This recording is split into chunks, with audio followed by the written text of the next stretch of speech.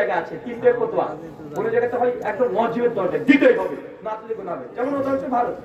আচ্ছা, আরেকটা দেখেন, সৌদি আরবে এখন অন্তর্ভুক্ত, যাই হোক গোটা বিশ্বের মধ্যে সৌদি আরবে ইসলামী আইন এখনো প্রতিষ্ঠান আছে, তারা ফাসেক ফাজর হয়ে গেছে, এখন হারাম কাজ তারা করছে, কিন্তু তুলনামূলকভাবে তারা কি আছে, এখনো ইসলাম কায়েম করে রেখে দিয়েছে।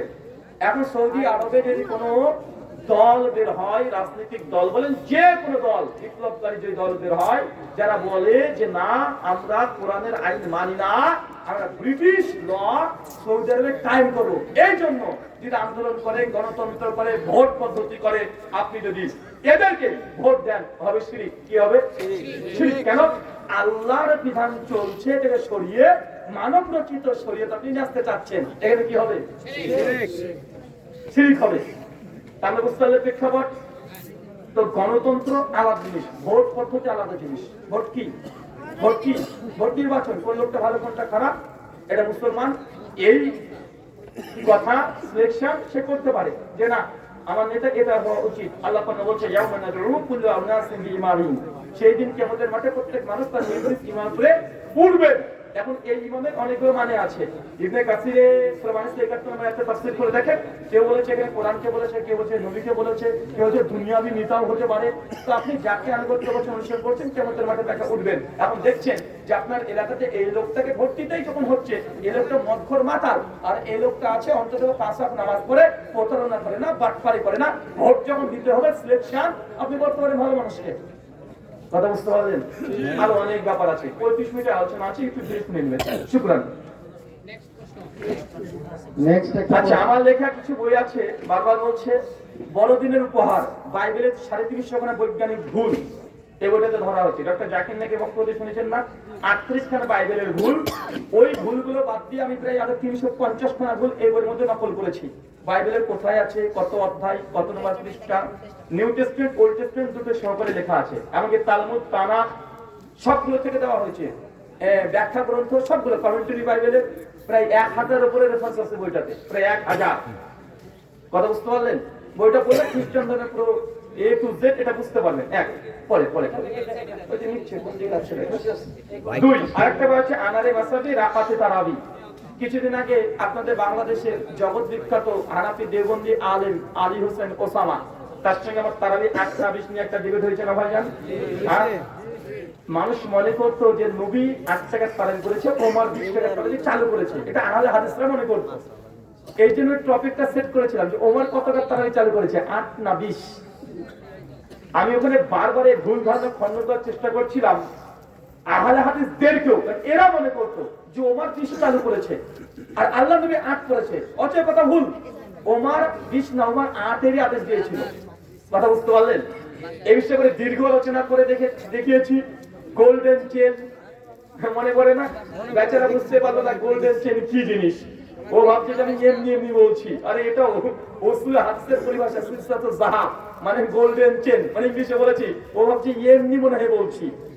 যাই হোক, এর যে আনারে মাসাবি রাকাতে তারাবি, হাবিবুর রহমান আযমি রাহিমাহুল্লাহ রচিত, এটা ছিল উর্দুতে বইটা, প্রায় 900 পৃষ্ঠার বই ছিল। এটাকে বাংলাতে মুখতাসার করা হয়েছে, এটা আমি এই বইটাকে মুখতাসার করেছি, বইটা উর্দু থেকে বাংলা। আলহামদুলিল্লাহ, তারাবির রাকাতের উপরে যতগুলো বই আছে আপাতত এই বইটা লেটেস্ট, মানে এ টু জেড প্রত্যেকটা অভিযোগে খণ্ডন এখানে পেয়ে যাবেন। বিশেষ করে মাদ্রাসার শিক্ষক ওস্তাদ যারা খুতবাদের বিতর্ক এগুলো নিয়ে আসছে, তাদের জন্য খুব উপকারী বই। আরেকটা বই আছে মুফতি শফিক হাশেমের মিথ্যাচারের জবাব। শফিক হাশেমকে চেনেন? হ্যাঁ চেনেন না শফিক হাশেমি? আপনাদের বগুড়া। আচ্ছা, ওনার একটা জবাবি বই আছে, একটা বই আছে রাফেলাতে কি মানুষ মারুকুতে যাওয়ার সময়, রুকুতে গোঠার সময় রাফেলাতে কি মানুষ হয়ে গেছে। আহলে হাদিস হানাফি দ্বন্দ্ব নিরসন, এখানে হানাফির সঙ্গে আহলাদের 25টা মাসালায় মতপার্থক্যে জবাব দেওয়া হয়েছে। নেক আমল এবং ফজিলত, মৃত ব্যক্তির জন্য জীবিতদের করণীয় এবং বর্জনীয়, প্রকৃত আহলে সুন্নাহ কি, মানে এখানে প্রায় 7খানা বই একসঙ্গে আছে। এটা মানে তারা 50% ডিসকাউন্টে দিচ্ছে, মানে 400 টাকাতে সব দিয়ে দিচ্ছে, এগুলো নিতে পারবেন। সুতরাং জাযাকাল্লাহ খায়রান। আমার বইয়ের মানে একটু ভিন্ন ধর্মে আমি লেখার চেষ্টা করি, সেটা হচ্ছে যখন মাসালাগুলো লিখি তখন 4টে পদ্ধতি আমি অবলম্বন করি। প্রথম, যে প্রতিপক্ষ যে দলিলগুলো দেয় সে দলিলগুলোকে নিয়ে আসি, তারপর সেগুলো জবাব দিই, যে আপনাদের করতে হবে না। এটা আবু দাউদের মধ্যে হাদিস মওজুদ আছে 748 ইবনে মাসউদ বলছে ইল্লা মারাতান ওয়াহিদা, নবী একবার ফজর করেছেন পড়েনি, আবু দাউদে আছে স্পষ্ট। শেখ আলবানী হাদিসকে হাসানও বলেছেন, শেখ আলবানী হাদিসকে হাসানও বলেছেন। তো আমি কি করি, ওই তাদের পক্ষে দলিলগুলো নিয়ে আসি, তারপরে খণ্ডন করি, তারপরে আমরা আমাদের দলিলগুলো নিয়ে আসি, তারপর আমাদের দলিলের যে অভিযোগ তারা করে পাল্টা আবার খণ্ডন করি। মানে আমার ওইগুলো লেখার ভাস হচ্ছে এটা, মানে বিতর্ক যারা করতে চান বাহাস এই কোয়ালিটির জবাব দিতে, জবাব মৌলিক এগুলো মানে সরাসরি সাধারণ মানুষ বুঝতে পারবেন না। কমপক্ষে মানে একটু আগে থেকে এই কোরআন হাদিস পড়ানো ছাড়া বুঝতে পারবে না। ছাত্র শিক্ষক তাদের জন্য বেশিরভাগ বইগুলো। শুক্রান। যে প্রশ্ন